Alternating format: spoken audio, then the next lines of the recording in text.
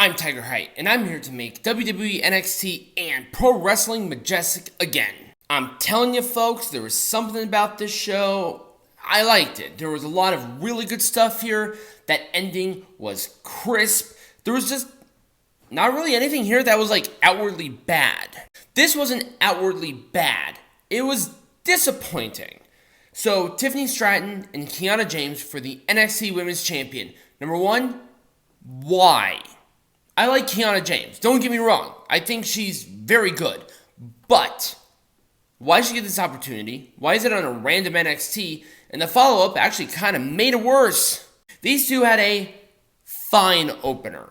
And I'll give it an Orange Cassidy thumbs up because they worked hard, but there was like negative heat to it, where you could have built something very interesting around this. But then you get Becky Lynch challenging for the NXT Women's Champion. Great, cool. Stratton Lynch. Oh my god, that's really cool for No Mercy, right? No.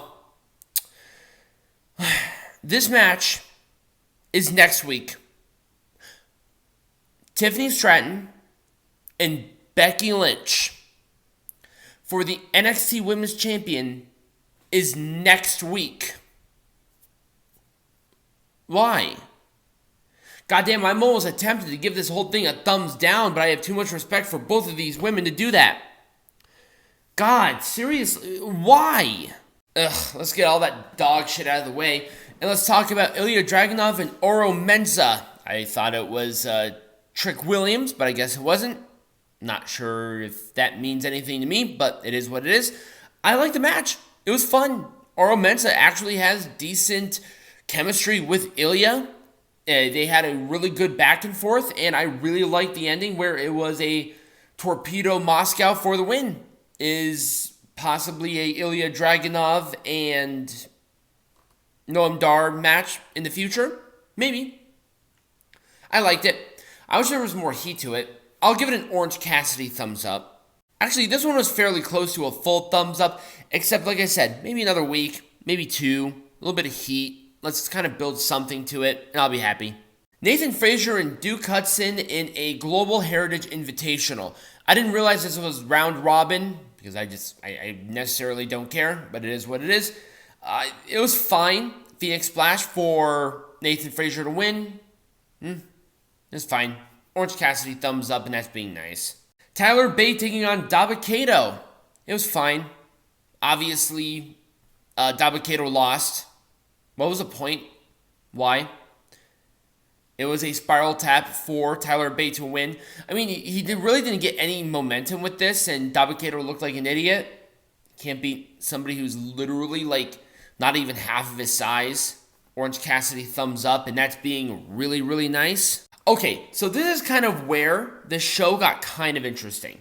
So we have Mustafa Ali and Dragon Lee with Dominik Mysterio as the special guest referee.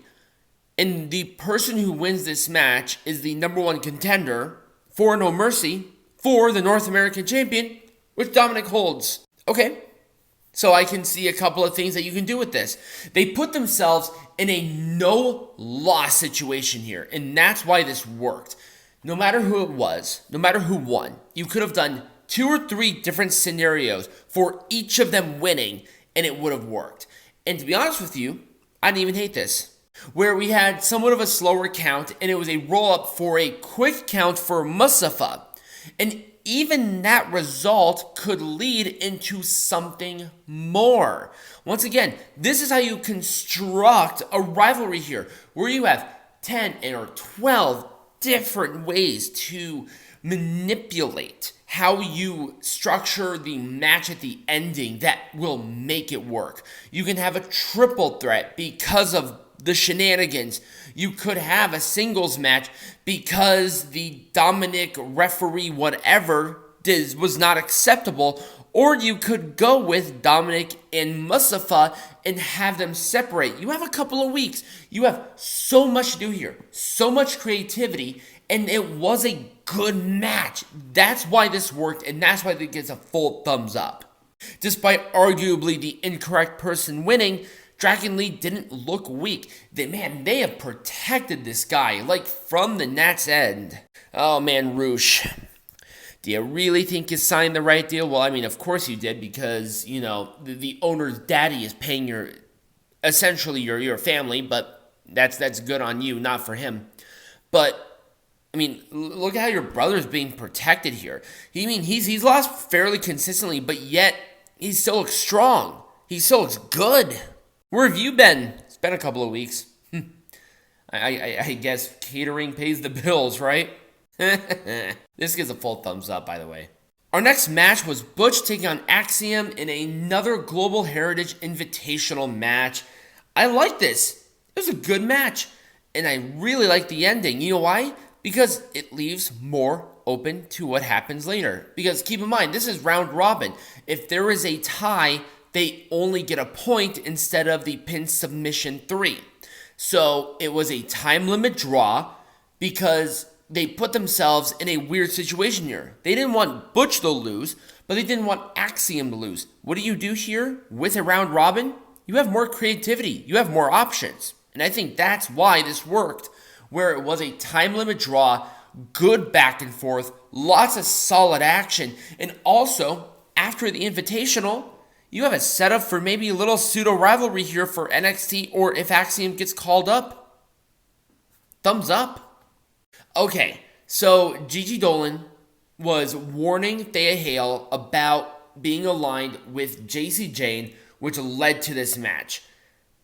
I like the thing with Thea and JC, where Thea's still trying to do the peppy girl whatever, but JC's like, that's not cool, bitch. And so she's essentially trying to fit in with the cool girl, even though JC Jane has not won anything and she is not the cool girl. To be honest with you, this probably worked better with Tiffany Stratton, because guess what? Tiffany Stratton has a belt and has a win streak and doesn't botch and doesn't look like an idiot. But yeah, she faced Gigi Dolin, who's completely lost all sort of everything. There was interference by Presley. God, I can't remember her name off the top of my head. Blair Davenport, that was it. So I'm not sure if you would consider it a win-win or a whatever win, but it was a Kimura lock for a tap out in the middle of the ring after shenanigans. Do I count it? I should.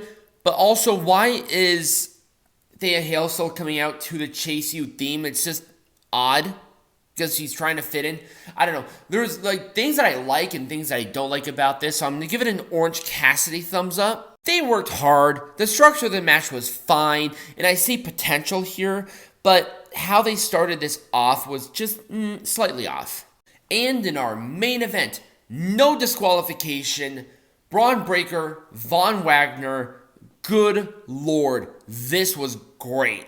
These two beat the crap out of each other. The back and forth was nice. Von Wagner put Braun Breaker through the announcer's table. People lost their minds. He's still over as a babyface. Braun Breaker is still a great heel, and that ending was freaking great. Because it made Braun Breaker look like a killer. Literally a killer. And watch Von Wagner come back earlier than expected, making him look like this unstoppable, cool babyface. They just won with this, goddammit. They just somehow did it. Oh, and just for transparency, Braun Breaker did win via spear, but Von Wagner did not look weak. And that's how it's a good main event, and that's why he gets a full thumbs up. But that was NXT. Let me know what you thought about this show and also my review in the comments either down below or right next to me over here. Follow me. I want to have a conversation with you all. And also follow all the social medias, become a patron, and also get hats. There will be links in the bio or in the description wherever you're watching this on. And as always, be majestic.